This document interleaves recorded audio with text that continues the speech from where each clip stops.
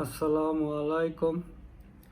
হাসান খালেদ, সভাপতি, বাংলাদেশ তৃণমূল পার্টি, আপনাদের সাথে। দর্শক শ্রোতা, আজকে একটা ইনফরমেশন আপনাদেরকে দিব, মানে এটা এটা আপনাদের সাথে একটা মত বিনিময়। যেমন ধরেন, প্রধানমন্ত্রীর উপদেষ্টার সাথে জনগণের তো কোনো সম্পর্ক নাই, আমার তো কোনো সম্পর্ক নাই, আপনারও কোনো সম্পর্ক নাই।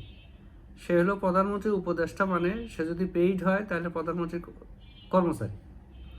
যা লেনদেন আলাপ আলোচনা সব প্রধানমন্ত্রীর সাথে তার থাকবে। সে প্রধানমন্ত্রী যত পরামর্শ তার কাছে চাইবেন, উনি তত পরামর্শ দিবেন। তো উনি তো জনগণের সাথে কোনো কথা বলতে পারে না, জনগণকে ভয় ভীতি হুমকি উনি দেখাইতে পারেন না, তার ওই পদ সেটা অ্যালাউ করে না। যদি সে সেটা করে থাকেন তাহলে এটা হবে ফৌজদারি অপরাধ, তাহলে কিন্তু তার এটা অপরাধ হবে।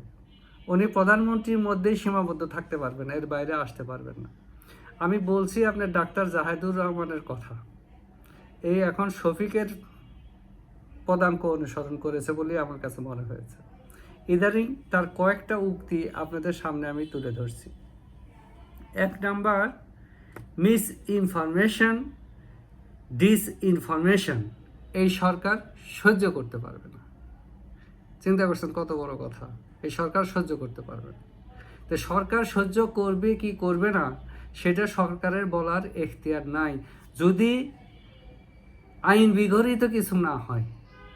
আর যদি আইন বিগড়িত হয়, সরকারের দায়িত্বপ্রাপ্ত ব্যক্তি প্রধানমন্ত্রী নিজেই বলবে, বা সরকারের যে মুখপাত্র আছে সে বলবে, কিন্তু প্রধানমন্ত্রীর উপদেষ্টা সহ্য করা হবে না এরকম একটা হুমকি জনগণকে দিতে পারে না। এটি অ্যাবসলিউটলি একটা হুমকি। একটা কর্মচারী প্রধানমন্ত্রীর একজন স্টাফ, সে রাষ্ট্রের কর্মচারীও না, প্রধানমন্ত্রীর ব্যক্তিগত উপদেষ্টা, সে এরকম হুমকি দিতে পারে না। আরেকটা কথা দেন, জনগণের অনুরোধেই এত বেশি লোডশেডিং দেওয়া হচ্ছে, এটি তো মিস ইনফরমেশন।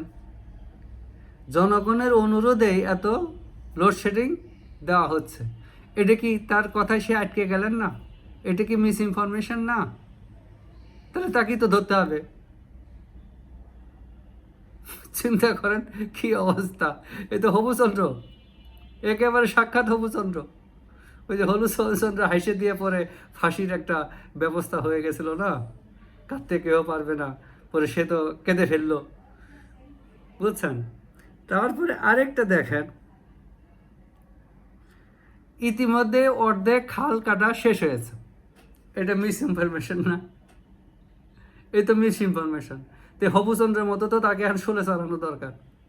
হবুচন্দ্র বলছিল না, কাঁদতে কেউ পারবে না যতই মোরক শোকে। তারপর যে হু হু করে কেঁদে ফেললো, তখন তো এটা মন্ত্রীরা বললো যে আপনি তো এটা নিয়ম ভাঙিয়ে গেছেন।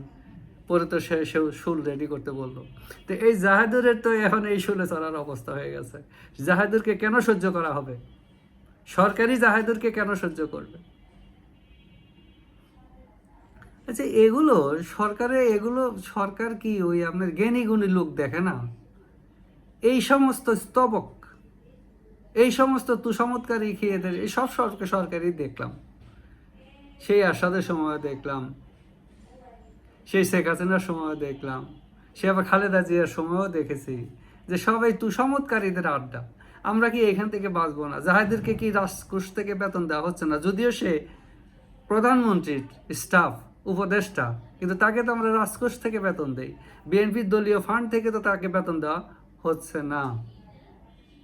কাজে এই সমস্ত অর্বাচীন, এই সমস্ত সাবস্ট্যান্ডার্ড লোকজন আমরা কেন রাজকোষ থেকে বেতন দেব? তাদেরকে তো আমার দরকার নাই।